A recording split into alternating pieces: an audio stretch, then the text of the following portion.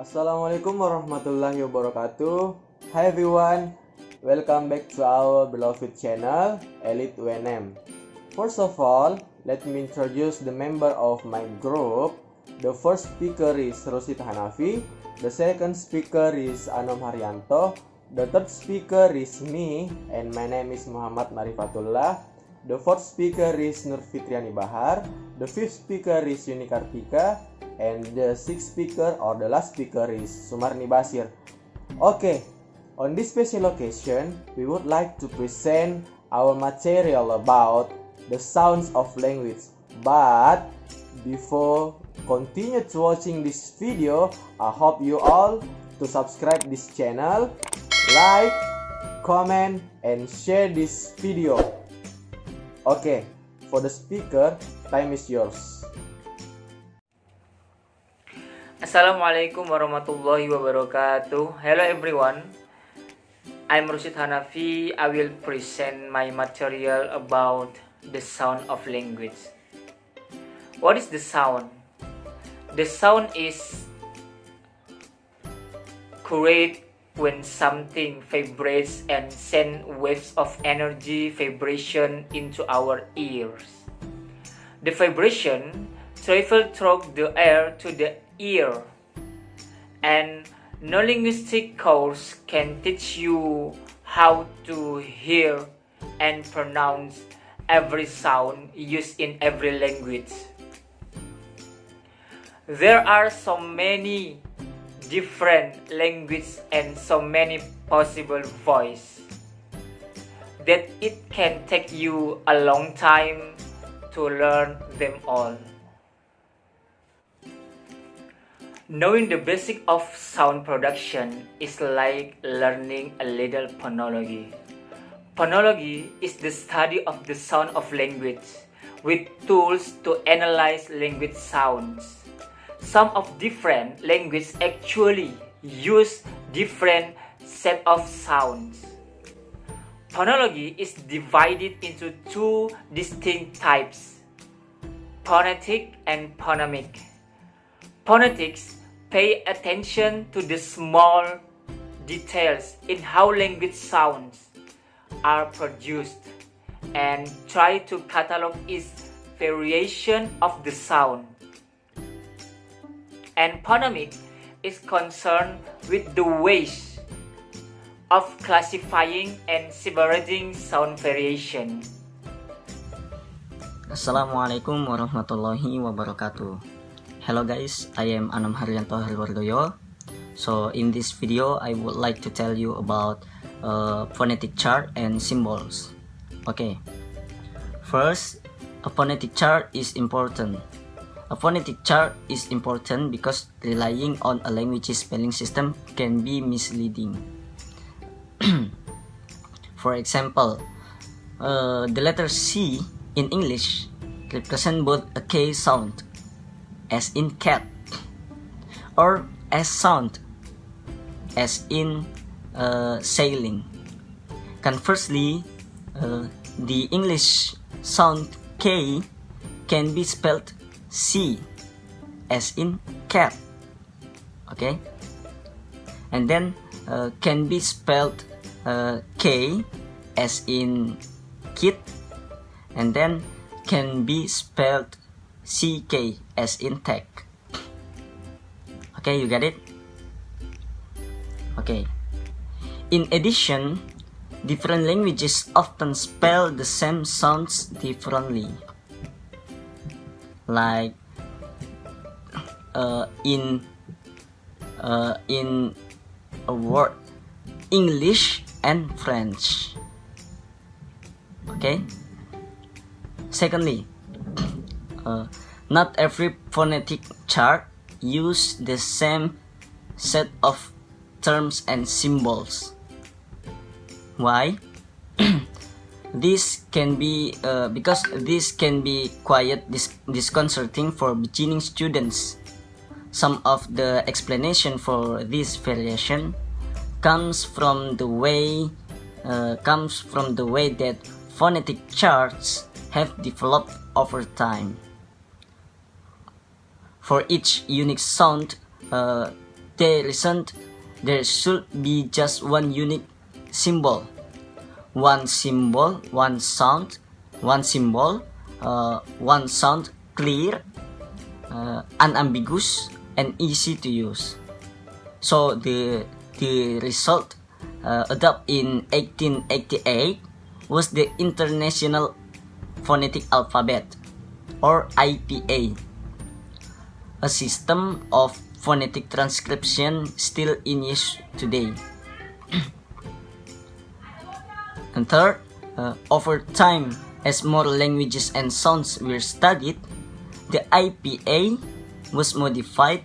The most recent revision was published in 2015. New symbols are added to describe a new sound, and different groupings of sounds were proposed. But many symbols were complex and require expensive typesetting or careful hand lettering. Okay, I think that's all. Thank you. Okay, I will continue to bring the material that has been explained by some of the previous speaker. Doing linguistic anthropology. Vowels. The difference between consonant and vowels seems to be one of degree. In general, consonants are sounds in which the S stream is modified by some sort of constriction, while vowels are sounds in which there is much less, in some cases almost no, modification of the air stream. Open vowels such as E are clearly vowels, and stop such as P are. There are three important ways that the air stream for vowels can be modified: by height of tongue, by place of tongue, and by rounding of lips. The height and the place of the tongue provide the primary axis of the vowel chart. With height, or the tongue can be high, mid, or open, labeled on the left side of the chart, and place the tongue can be front, central, or back, labeled across the top of the chart. Lip rounding can be marked as a third dimension or a second vertical column for each place. Some charts also show tensor or flexor position for each tongue height. Although different vowel charts may be presented or labeled different, for example, some charts use the terms close, mid, and then tongue height. This really does mean how high your tongue is in your mouth. You can test this by comparing the E sound, as in English beat, with the A sound, as in English father. This refers to how you hold your lips in a rounded or a flat unrounded position. Phonetic charts for vowels help to make the difference between the two pronunciation clear. In English, all the back vowels are rounded and all the front vowels are unrounded. Yeah, I repeat again. In English, all the back vowels are rounded and all the front vowels are unrounded. This means that English speakers generally have a difficult time rounding front vowels and unrounding back vowels. Understanding the phonetic principle can get you start more effectively than the usual hit and miss approach. After that, it is just a matter of practice. Vowel sounds that are new to you are sometimes more difficult to hear and reproduce than consonants. This is probably because finding the exact placement for your tongue is tougher for vowels than it is for consonant. Although individual speaker of a language might vary somewhat in exactly how they produce their consonant. They vary quite a lot in how they produce their vowels. Okay, I think that's enough, and thank you. Assalamualaikum warahmatullahi wabarakatuh. Hi, I'm Nur Fitriani Bahar, and today I will present about beyond phonetic charts and phonemics. In a phonetic chart, there are basic sounds called language segments, which indicate the common or basic sounds of a language. But in every language, it uses additional modification to the basic vowels called suprasegmentals. Suprasegmental features are indicated by diacritics. Diacritics is different basic symbol to indicate a vowel. For example, one tilde. Tilde can be added to any vowel. Second is colons. Can be added to consonant or vowels to indicate extension or whole sound longer. And last, number. Number are added to vowels to indicate different pitch levels. Next, the definition of phonemics and phonetics. Phonemics is the study of the sound system of a particular language and its analysis and classification of phonemes. And phonetics is the study of human sounds, and phonology is the classification of the sounds within the system of a particular language or languages. To really learn a language, you need to know how the sounds are used, and you need to be able to use it in the same way language speakers use it. And phonemics can help to identify it, place it in the correct place on the phonetic chart, and pronounce it correctly. Thank you. My name is Sini Kartikanung from Group 2. Next is allophones. Allophones are variant forms of phonemes. They are members of group of sounds that together form a single phoneme. Each one is a separate phone, but together all of them make up the larger unit of phoneme. In any case, if two or more sounds that make a difference in meaning, then there are probably allophones of one phoneme. One of the interesting things about the difference between phonemes and allophones is how well you can predict their behavior. With phonemes, you generally can't predict much of anything. The situation is refreshingly different for allophones. Wherever you find allophones in a language, there is an excellent chance that you will also be able to find a pattern that defines how and where you can use them in a language. Complementary distribution means that the different variants or allophones are distributed between complementary different word environments. Condition variation means that the variation among allophones is that of a condition affected by the sounds around them.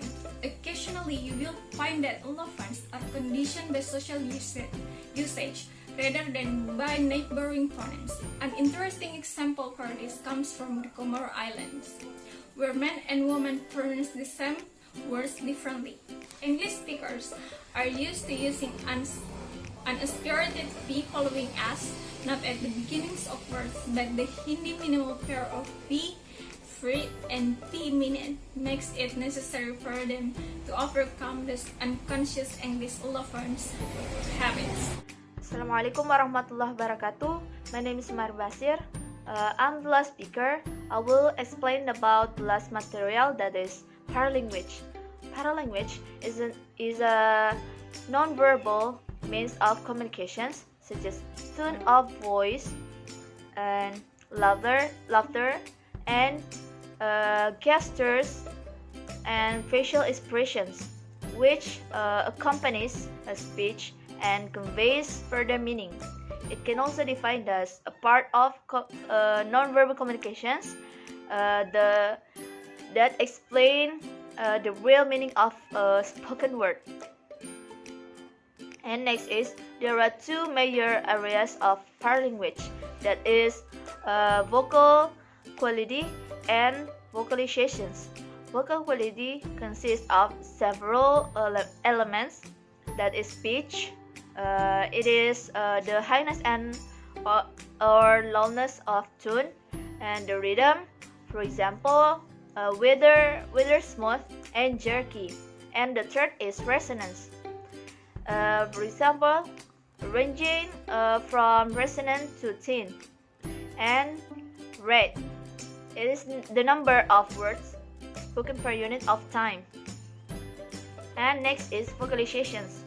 It includes vocal characterizers, for example, crying, laughing, whispering and yelling, and etc.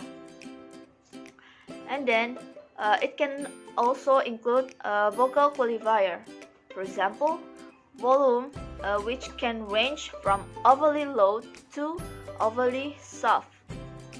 And the last is vocal segregates, for example, shh, and the pause. And next is, there are functions of paralanguage. There are many functions of teachers' paralanguage in the classroom interaction. First is the teacher use rising tone to ascend her feelings. The second is the teacher decrease her tone of voice to complete her apology. And the third is the teacher also use rising tone to reinforce her meaning into the utterance. And the last is conclusion. Although sound combinations are numerous and varied, knowing the basics of sound production is a very useful tool. Phonology is the study of language sounds. It's divided into phonetics and phonemics.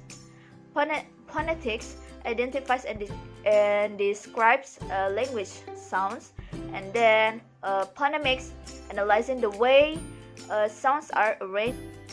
Okay, so that is the presentation of our group. We apologize for any mistakes in our presentation, and thanks to taking the time for watching this presentation. Okay, Assalamualaikum warahmatullahi wabarakatuh.